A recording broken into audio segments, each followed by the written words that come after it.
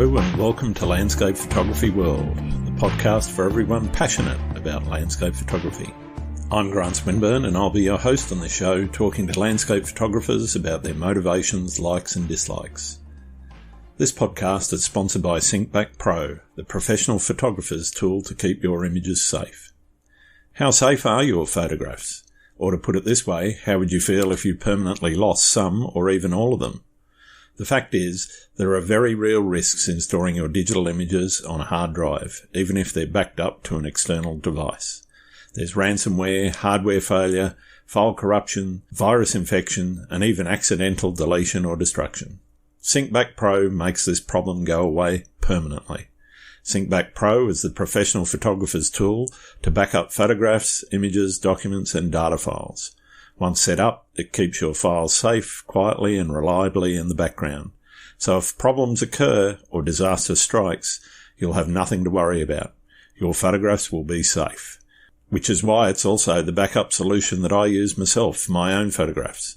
Take advantage of an exclusive 25% discount today by going to www.backup.sg.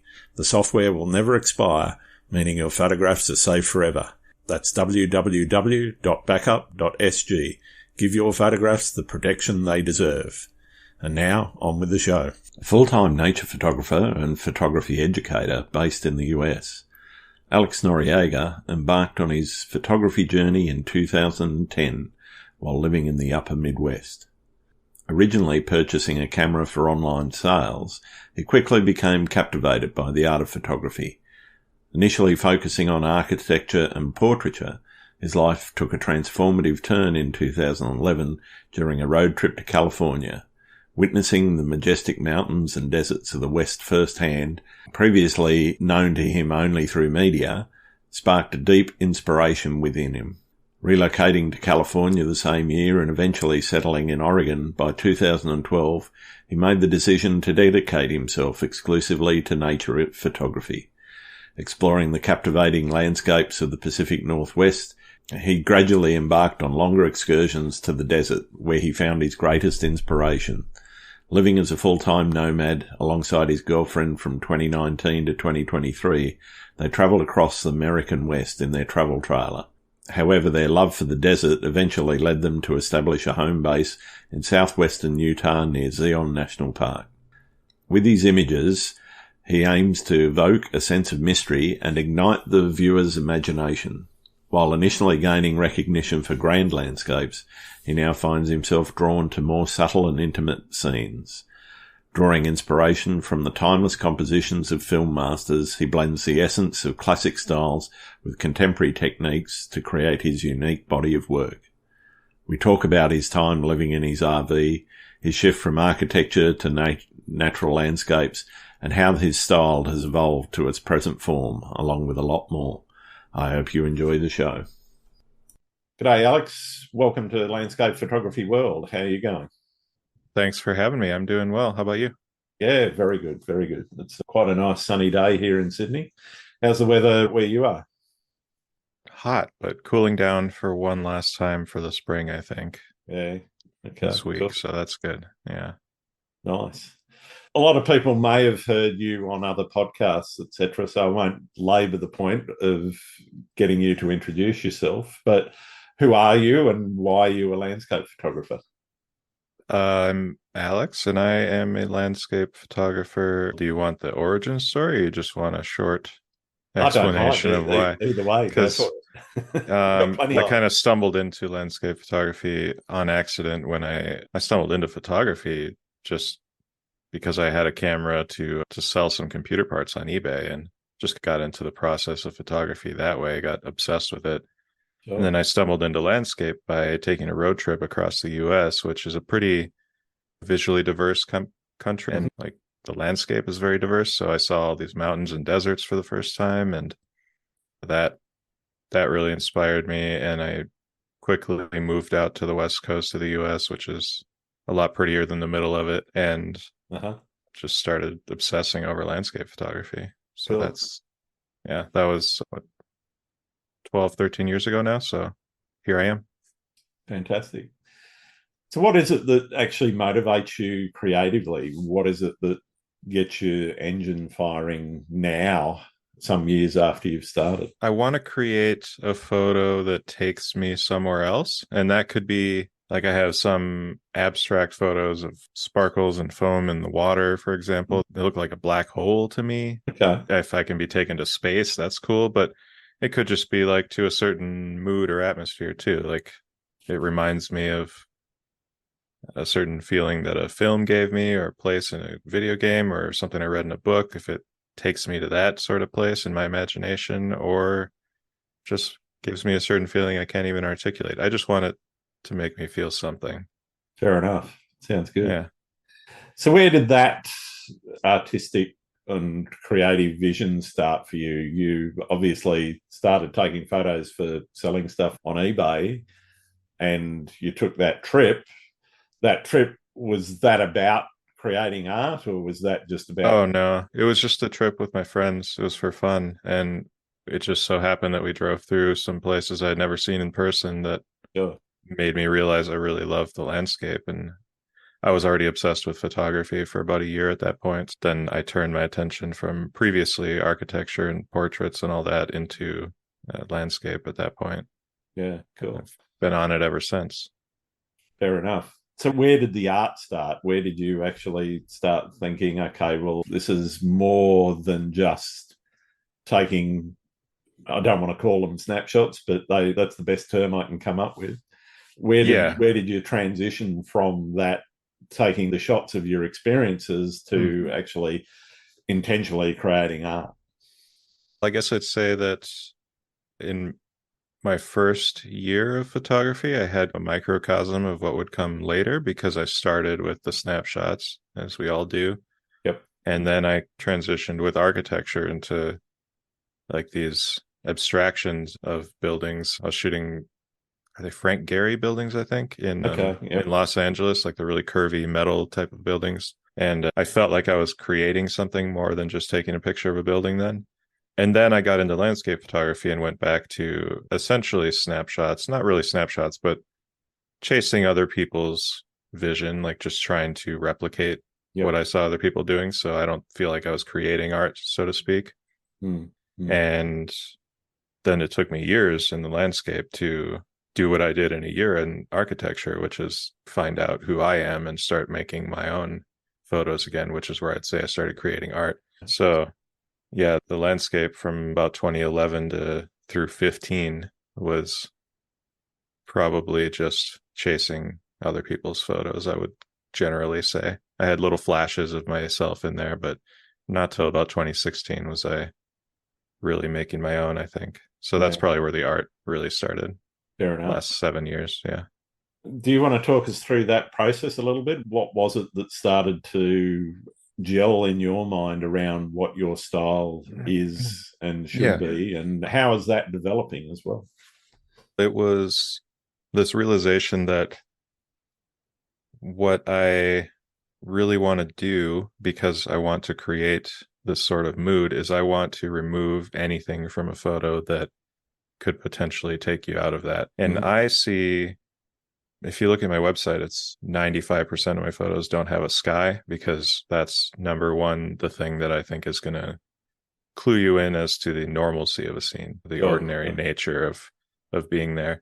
And I'm looking to exclude anything that kind of clues you into what it was really like. And really, I want to take you to another place. Excluding that context is something I started doing after a few years when I stopped looking at someone's amazing, frankly, these people are very good at it, amazing, I don't want to say postcard shots because that's a little, it sells them short, but just very wide vistas. Like when I shot that, I didn't feel like I was, I didn't feel like I was putting myself into it very much. I feel like I was just an eyewitness style of photographer. Like I was there and it was awesome. And that there's nothing wrong with that. I know a lot of people subscribe to that, but I want to put myself into it more. And I started realizing that if I started excluding all this context, I could do more to alter the mood of a photo and take you somewhere that I felt in my mind, some flash that I had in my mind of some other place. When you don't have all those ordinary elements, you can do more to an image to make it evoke something other than what it really was. So that's really what I started on after those first few years of the grand landscapes.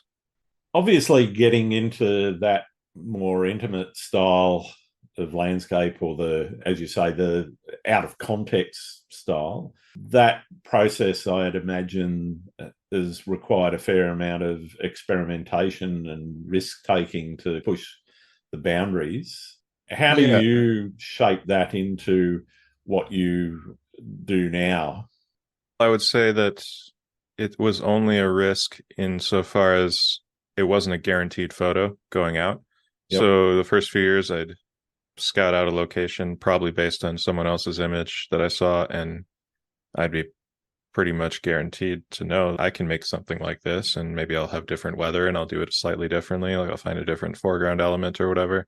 Yep. But I was guaranteed to find something for the most part, barring terrible weather or light, so to speak. I wouldn't even say it's terrible, but just that doesn't work for that sort of scene.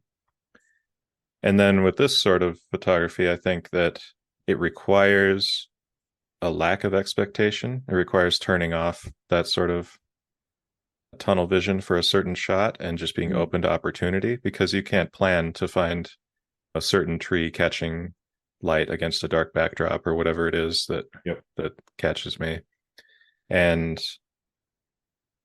so it requires a willingness to go out without any guarantee of an image. And when you're trying to build a following or business, which it was never the first priority for me, but if that's what you're after, then not making photos is a risk.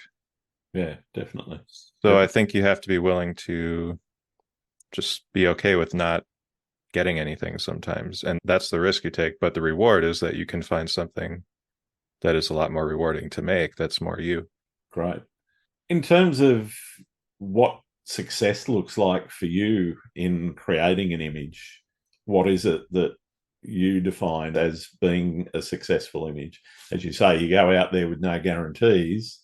Yeah. And you still might take a shot. You come back and you look at it and you go, okay, that's a winner, that's a loser. Yeah. How do you make that determination?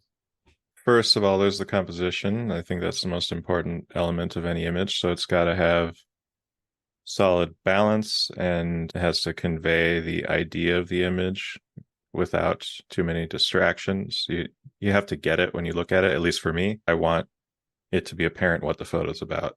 Yep. And then visual appeal is certainly a big factor for me. I want it to be appealing to look at, whether it's typical pretty or beauty, or it's more like just interesting and gnarly and maybe has more character but not as pretty. It just has to be appealing visually, either interesting or beautiful. And then I look at whether it has any of me in it, insofar as, is it just the same thing I've seen 1,000 times before, or have I done something a little bit different here? Yeah. And if it is something I've seen a lot before, is it just a really nice example of that, or is it just average? Because I take a lot of bad photos and I take a lot of okay photos, and I don't know that it's doing me any favors to release those sorts of things. So there's also the curation process at the tail end, like trying to decide which images are worth putting out there. Yeah. I think that's always, for a lot of photographers, one of the hardest things to do. And it's that, particularly in the early development of your photography, that ability to be critical of your work rather than release everything. And there's the demands of social media and the need to put work out there, but then there's also the need to make sure that you're actually curating the work. What advice could you give to somebody that's starting out in that world to make sure that they're respecting their own creative vision, but also keeping pace with what's going on in the social media scene? I would say don't rush to be making a living on it or making a large following, because if you're already worried about that before you really know what you're trying to do and know how to curate your work, then you're poisoning the art isn't first anymore already. And like, I would caution people against jumping into immediately becoming a full-time photographer, because it does change things if you have certain demands, like you need to put out certain images or a certain number of them for this reason or that. Yeah. Yeah. Like I just would advise that while you're still developing, finding out who you are, that you don't worry about that stuff and only think about the art. I think that's probably a big thing. And same with the social media, like maybe you happen to build a following, maybe not, but I think that will come whenever you find yourself, because then you'll start to stand out from other people and people will see that you're doing something a little different and they'll follow you anyway. Yeah. Not worrying so much about what's popular, but just worrying about being yourself. Great advice. Where did you pick up the skills that you're using in observation in the landscape? Is that something that you've just picked up along the way, or were you doing something intentional to try and learn those skills? I guess I just studied people's work a lot and my own work and compared my work to other people's work and the work of those that I really admire, like photographs that I really love. I try to dissect them and figure out why. Yep. And I think that when you start to be able to articulate why you like certain things or why things work or why things don't work for you, then you can form this set of preferences that you just recognize in the field. Oh, this fits what I like, and I can do this with it in a way that I like. And if you're not really aware of that stuff, if it's all still subconscious, then it's harder to recognize in the field. So I think that's how, is just studying my own and other people's work. Yeah, cool. And then it's not to say that I'm studying theirs to find out, like to reverse engineer it and how I can do it step by step, but just picking out all the little things that you like. Like I like how he does this and I like how she does that. And just taking these ideas and blending them into your own sort of style with all your different inspirations. Cool. Do you think it's important to have goals and projects in your work, or is that something that you just pick and choose as you go along? I think short-term goals, at least, something to get you out there. As you start to form stronger preferences, I think that you will organically form projects. At least I do. Like I have a ridiculous number of tree photos, and I haven't set out to photograph trees. It's just that I've realized over time that they're one of my favorite subjects. And same with sand dunes.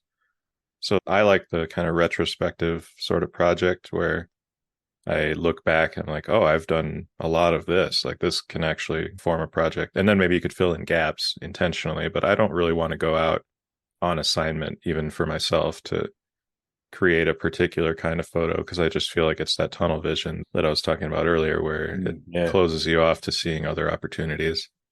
Yeah. It's interesting. Some people find that really driving in their creativity. It helps them actually create more. Other people seem to take your approach where it's more, okay, I go out and I shoot what I like, and then I sort of go, okay, well, as you say, I've got a lot of sand dunes, or I've got a lot of trees, or I've got a lot of waterfalls or something.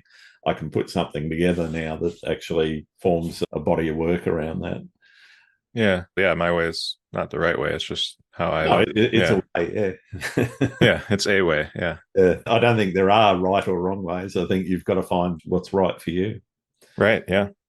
How do you balance the desire to capture something unique with the need to respect and also minimize your impact on the landscape?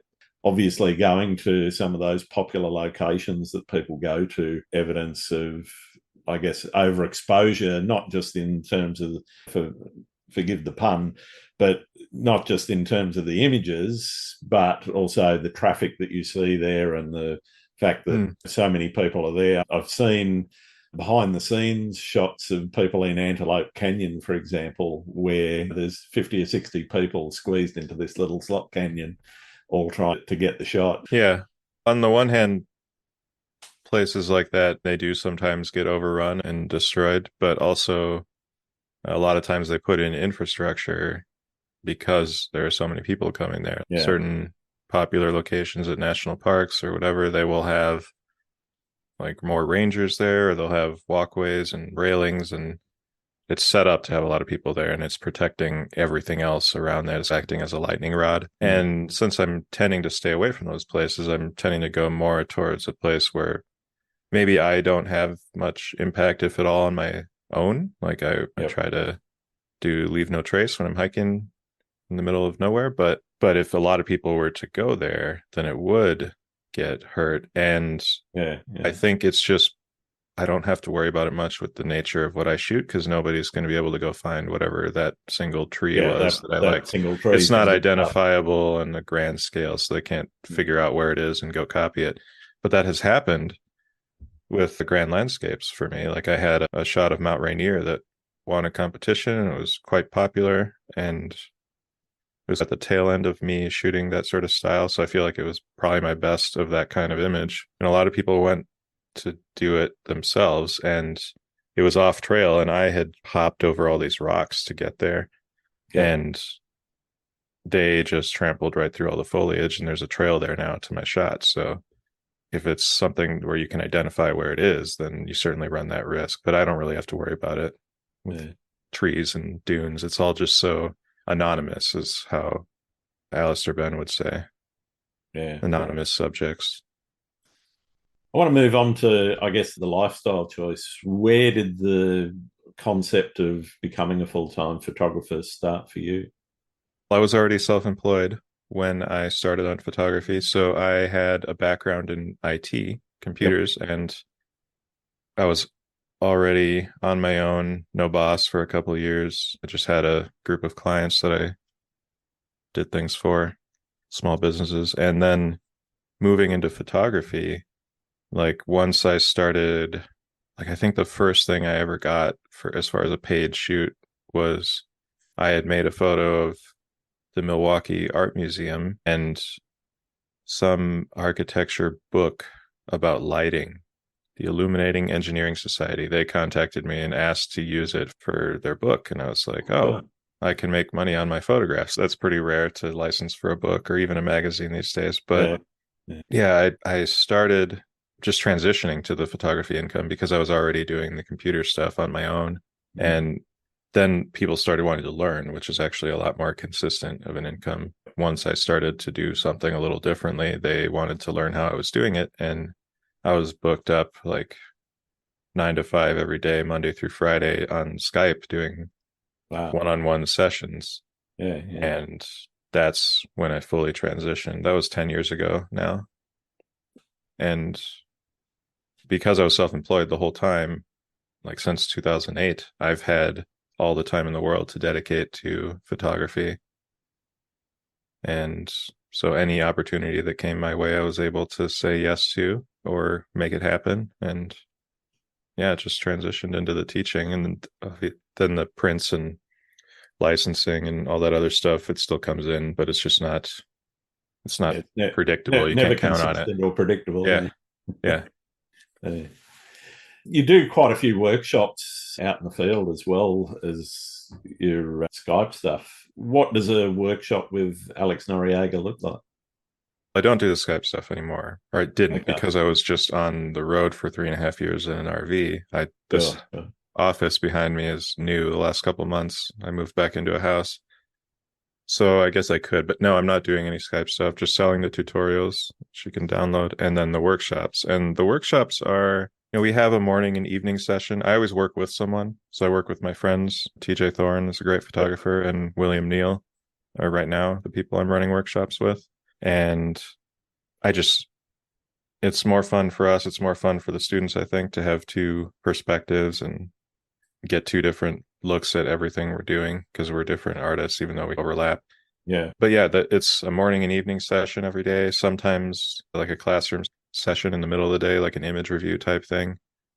But there's no set itinerary, really. It's not, oh, we're going here this day and we're going to chase this particular kind of light. It's just, we see what the weather's doing and see what's best that day and go out and see what we find. And I try to point out things that I'm seeing happenings of light or new subjects. And I don't put away my camera for the whole workshop. I know a lot of people like to do that, but actually I find that students get a lot out of watching me compose something. So I'll be like, hey, check this out, and come watch how I decide on the framing of this and why I went why I'm going for this and actually seeing how it's done in the field. But I'm always willing to drop that for them if they have a question. So that's pretty much what it's like. We just go out twice a day, Nice. see what we see.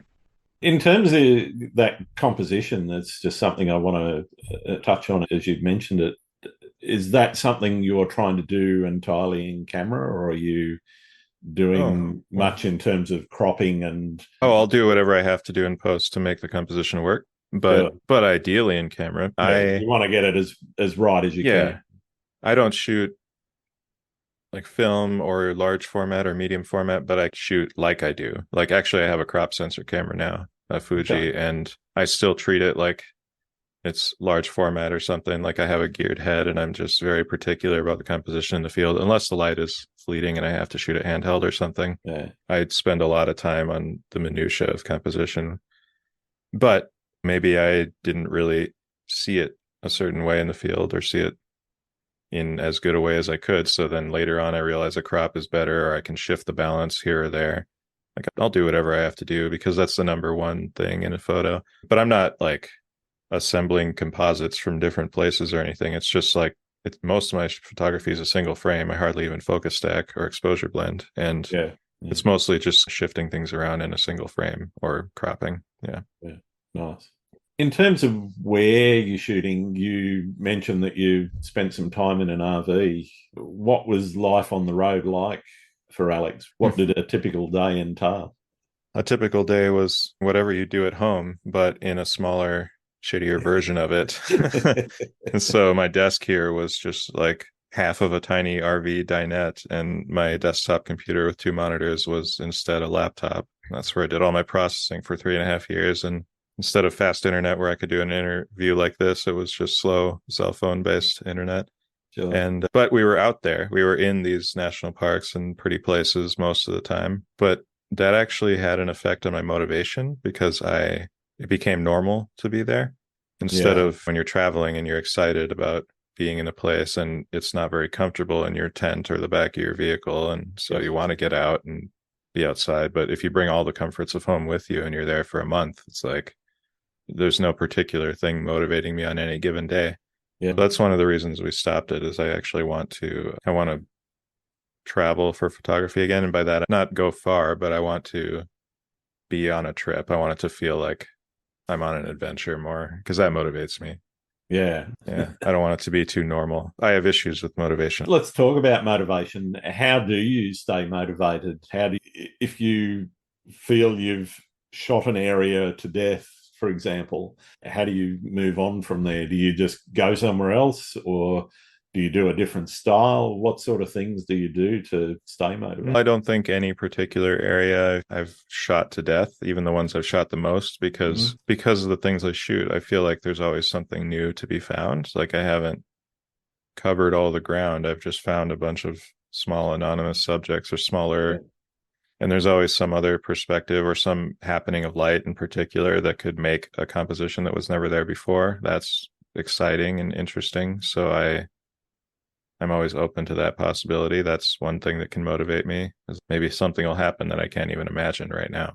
But I would say that seeing my own work, my best work, when I look back, sometimes I go on these hiatuses, and maybe part of that was the RV and being out there so long that it became normal and I lost some motivation. But when I'd go on hiatus, then I'd look back after a couple months of not even thinking about photography and look at my favorites gallery or look at a collection I put out, and I'd be like, whoa, that's me. I did that.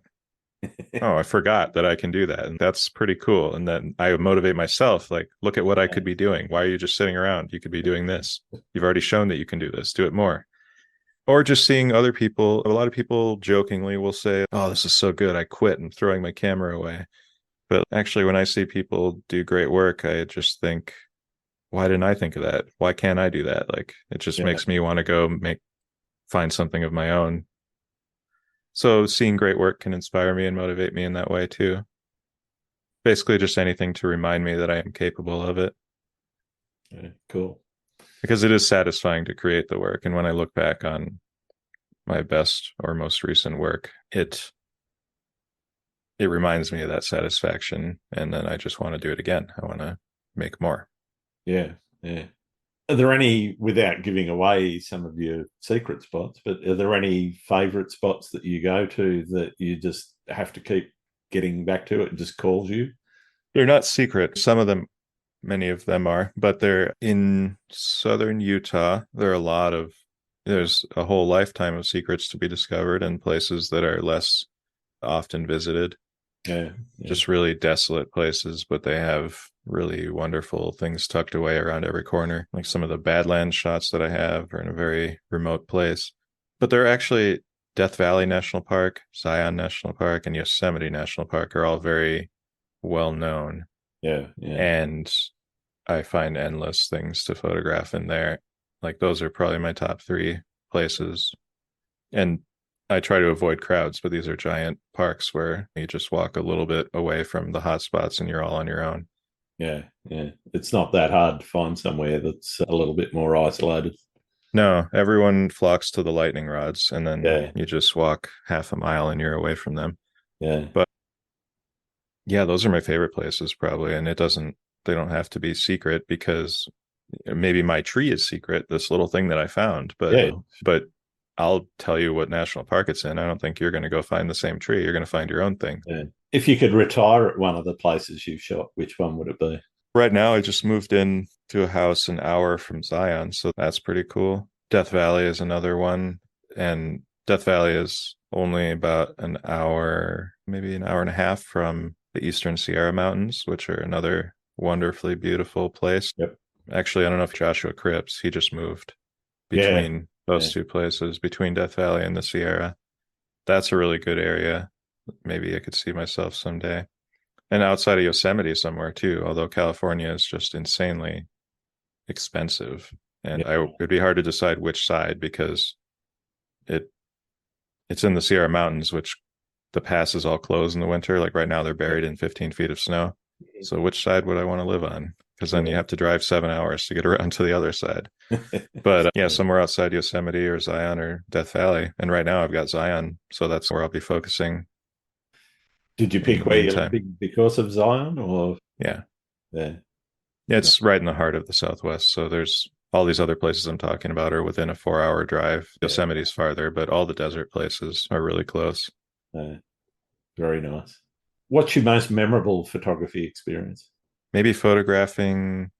Yeah, I don't know. Oh, here it is. The wind on the dunes. Yeah. Windy dunes are always memorable. And there were in 2022 a number of windy days, because we were there for a month and a half. We were there for every windstorm that happened that year, and it was a very windy year. So we're just ready to jump out to the dunes anytime it was windy, which is normally a more rare condition. And it's very good for photography. It diffuses the light and simplifies everything greatly. And it's dramatic, but also the images come out very calming.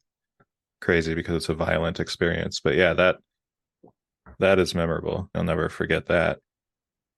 Yeah, and some of the backpacking I've done to the mountains, which I hesitate to say because the photography part was just secondary, but ostensibly I was there for photography, like backpacking to remote mountain lakes, alpine lakes. That's always memorable.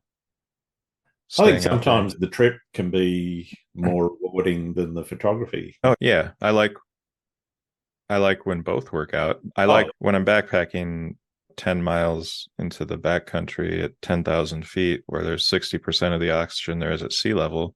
I don't want to carry an extra 15 pounds of camera gear just for nothing, but that's part of why I'm on a crop sensor now. But yeah, the trip should be paramount. The experience in any endeavor, I think, unless you're shooting by the roadside or something where it's just the subject happens to be near a subpar experience. Yeah, I think you should try to be enjoying yourself more so than just trying to get a photo and hating what you're doing. Yeah, definitely. Do you have any horror stories?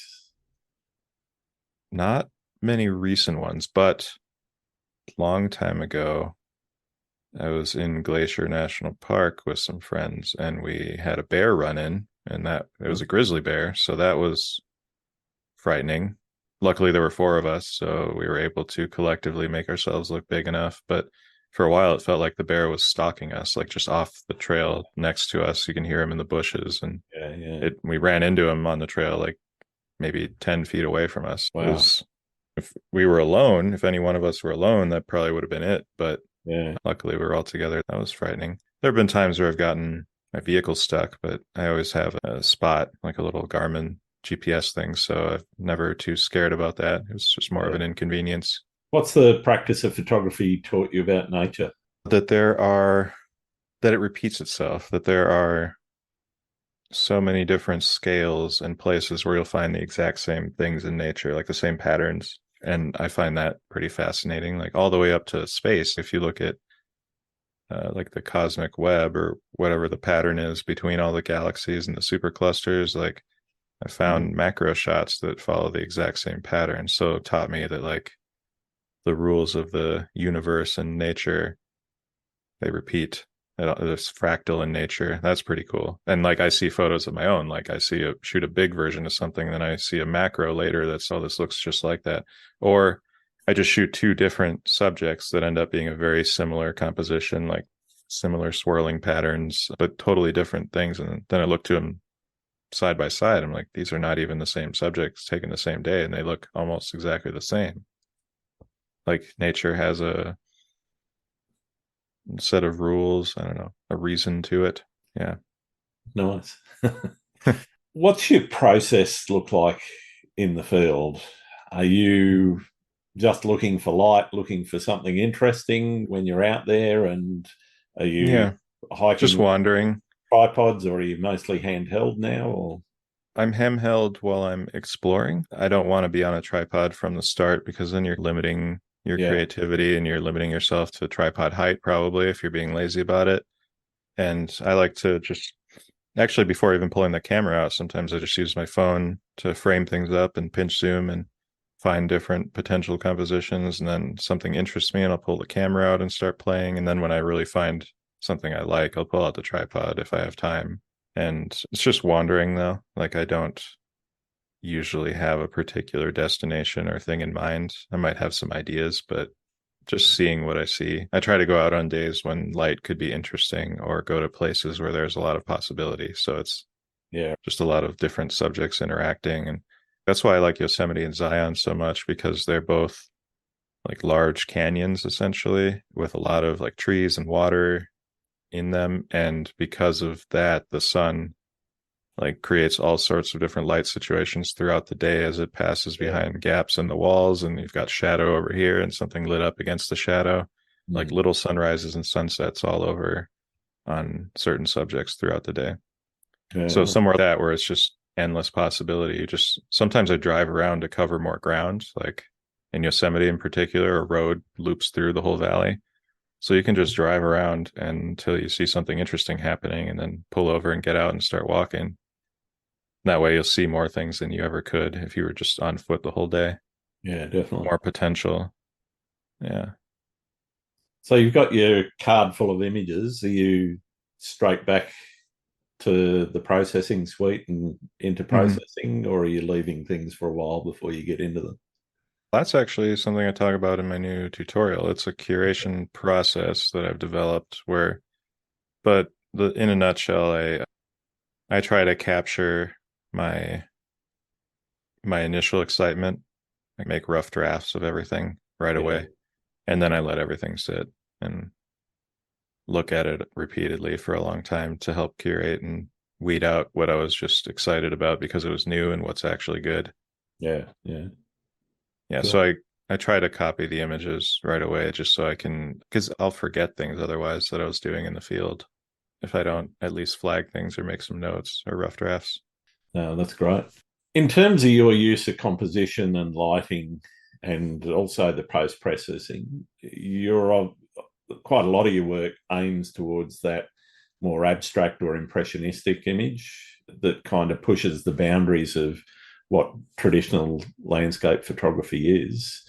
How do you try to create a story in that? Or are you trying to create a story? No, not usually. So I feel like a lot of people say you need a story. I don't think that's true, because whatever story you think you're telling, you might not get it across anyway. People interpret things differently. Yeah. So I'm really only concerned with what story it tells me. And it's not really a story so much as a feeling most of the time.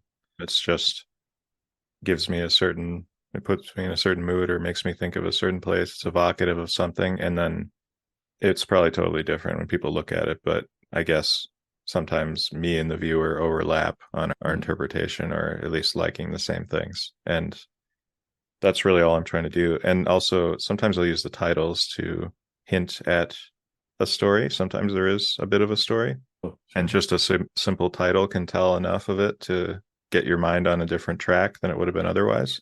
I have the shot of these leaves that look like a galaxy, so I named it Andromeda, and so now that's what I was thinking. And you can think of it that way if you didn't see it that way right away. But that's about as far as I take the storytelling.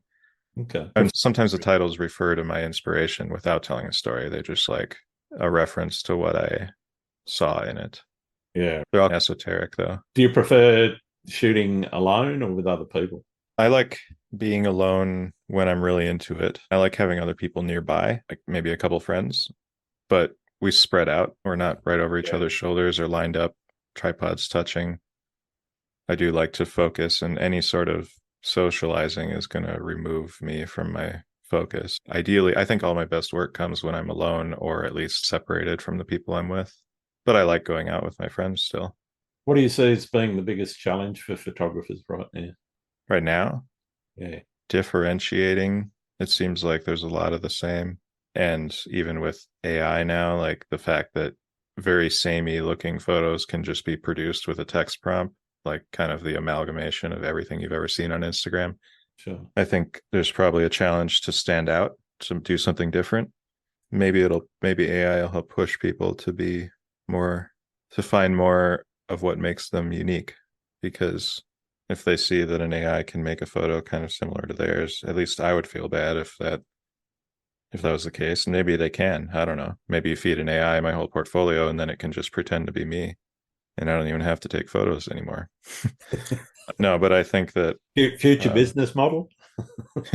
No, I think that I don't think it can do that. I think it's always going to be a repetition or amalgamation of everything. And I would say that my style is probably an amalgamation of all my inspirations and inputs. And but I might see something that I've never seen before, whereas I feel like the AI would probably only see what I've seen before and some version of it. It wouldn't think of anything completely new, but maybe I'm wrong on that. Anyway, I think that it's not really about AI, but about standing out. And I feel like it's getting even harder to stand out, probably. Yeah, I definitely agree with that. The volume of images being shoved down everyone's throats, or they're sucking down their throats because they're willingly scrolling. The fire hose of images, yeah.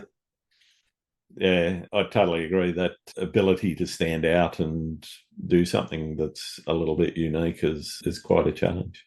Where do you find your niche? Yeah. Yeah. Where do you see the future of photography going? I don't know. I just hope that I can keep doing what I'm doing and not be replaced by a computer or something. I think that, yeah, it's getting more and more commoditized. There used to be stock photography used to be a viable way to do it. Yeah. That's how William Neal used to make a living. Work with him, and he tells me about what he used to get paid for that. Now it's just pennies. And you're lucky if you get anything at all. Yeah, and it's just more and more, it's becoming more and more accessible, like with cameras getting better and all these tutorials out there and free YouTube videos and knowledge, like to get to a certain baseline level of quality and create acceptable photos. So I think that, I guess in the future, it's going to be even harder to stand out or to do something different. But also it's nice because then you're not so focused on all the technical aspects that used to hold people back. Yeah. And it's really just purely the art. Like you don't have to worry about exposure blending because it has enough dynamic range now or whatever. Yeah. You can just think about the composition and the art and what you have to say. That's a good thing. It is getting easier though, technically speaking. Definitely. What do you like to do when you're not out shooting? I play games. I play guitar. I have one back there. Yep. I hang out with my girlfriend that I live with, watch movies. Yeah, pretty much just music and computers and games. And we still like to go out, even if I'm not shooting. We go out to go hiking or go to these places and bring our cameras, but maybe don't have any intent to shoot. I feel like anytime that I'm doing anything out of the house that's not in the city, I have the camera with me, and that's what I'm doing, is keeping an eye open. It's not that I'm going out with the express intent to shoot, but I'm always open to it. Yeah. If you weren't a photographer, what would you be? Probably work in computers, although I don't think I'd have anywhere near as interesting of a life because I used to do that before, and like I'm good at it. I guess that's why Photoshop came easily to me, but I don't, it's not that rewarding to me. It kind of soul sucking, setting up networks and stuff. I like fiddling with my own computer. I don't like having to do it for other people. Yeah, I had quite a long career in IT myself, and yeah, it's not fun doing it for somebody else. It's okay doing it for yourself. But, yeah, for myself, it's a fun little project, and then all of a sudden, it's terrible work for someone else. So I think that, yeah, I'm just happy that I found photography because, geez, my life is quite a bit different than it ever would have been. I might still be in the Midwest of the US, surrounded by a flat, boring landscape and just working 40 hours a week, setting up networks for businesses or something. I don't know. Sure. It's not nearly as cool as all the travel I've gotten to do. No, definitely not. Definitely not. Yeah. We've all got our inspirational and aspirational photographers. Who's your go-to, and who do you think I should be talking to on the podcast? Those might be different people because my go-tos probably Charles Kramer and Guy Tall. Yep. And I don't know if Charlie does podcasts or anything like that. And Guy is very much an artist in that he's an introvert as far as I know, and isn't probably likely to come on many shows, if anything. Sure. And William Neal, another one. And I'm fortunate enough to work with one of my heroes in William. And again, I don't know how much he likes speaking on public speaking sort of things. So beyond my main, Christopher Burkett, again, old film guy, another top 5 inspiration. And yeah, I don't think he does podcasts or anything, but moving to more of like my colleagues who are also very inspiring to me. I work with TJ Thorne a lot, and I've already had him on the show. You had him on. Okay. Yeah. Because he's just, and I started out tutoring him on photography, and he just now blows me away with his creativity. And I feel like I'm inside a box and he's outside the box. Like he's doing all the interesting stuff now, and I'm blown away by what he does. Yeah, wow. So he's inspiring to me. And Sarah Marino, one of my friends, she's really good. Jennifer Renwick too. Yep. And Jennifer's partner, David Kingham. I'm just going to recommend all my friends because I don't know. Josh Cripps is really cool if you had him on. I haven't had Josh on. He's definitely on the list though. Yeah, all my colleagues and friends inspire me. And I think a lot of them would being on a podcast, and a lot of them would hate the idea of doing something so extroverted as talking for an hour about themselves or something. Excellent. Yeah. Well, I'm definitely going to hit some of them up and see whether or not we get anything out of them. Cool. Have you had Eric Bennett on? No, not yet. He's a good podcast. Yeah, he's a good talker and a good photographer. So all right. I'm a little annoyed that he cut his hair though, because I was growing out to try to match him, and he had this really long hair, and no, he just bailed. I don't know. He cut it. Yeah. How short did he go? Oh, like almost a buzz cut. I don't know. Yeah. He's just starting over. Like, yeah, well, great, thanks for abandoning me. To worry about. So. Yeah. I've only got one more question for you, and for many listeners, it's the most important one that we can get to the bottom of in terms of landscape photographers. Do you like pineapple on pizza? Yeah. Yeah, I think anyone who's opposed to it doesn't really understand how many different places in food you'll find like sweet and savory as a combo. Yeah. And it's good if you haven't tried it. And if you have tried it and you think it's gross on pizza, don't turn yourself off to pineapple and other stuff. I had this steak, what was it? These fajitas. And in the fajitas, they had pineapple. And I swear they are the best fajitas I've ever had because of that punch of sweetness. That sounds Absolutely fantastic. Like fajitas are already good enough. They've got all the peppers and all meat in there and sizzling plate, but man, that pineapple really set it off. And I feel like sometimes on pizza, I really like that burst of sweetness. I also like it spicy. Nice, yeah. Put on the crushed red pepper, just coat it in it. Sounds amazing. A lot of people don't realize there's an enzyme in pineapple juice, that actually tenderizes steak. Really? Yeah, if you want maybe that's why. Yeah, if you want a super tender steak, it doesn't take very long because it starts to break down if you leave it overnight. So only half an hour, a bit of pineapple juice, and you'll have the tenderest steak you've ever had. Wow. This can be a culinary podcast too. I don't Definitely. I don't know these tips. I buy food that other people made for me. I'm not much of a cook. Yeah. I can do tacos though. Thank you very much for taking the time to talk to me, Alex. It's been wonderful getting to know you. Yeah. Where can people find your work? AlexNoriega.com. It's all there. Or social media, Instagram, Facebook, Twitter, Vero, I guess. Pretty much Instagram, though. It's not that I think it's the best photography delivery platform, but I just have the biggest following there, and I don't want to post to 5 different apps every time I want to share a photo. So my website's actually the best place. And then if you insist on social media, you'll find me out there too. Fantastic. All right. Thanks again, Alex. Yeah, thank you. Thanks for having me. Thanks for listening to Landscape Photography World. I hope you enjoyed the show, and keep listening because I'll be joined by some great guests in upcoming episodes. You can find my work in this podcast at grantswinburnphotography.com. I'm also on Vero, Twitter, YouTube, Instagram, and Facebook.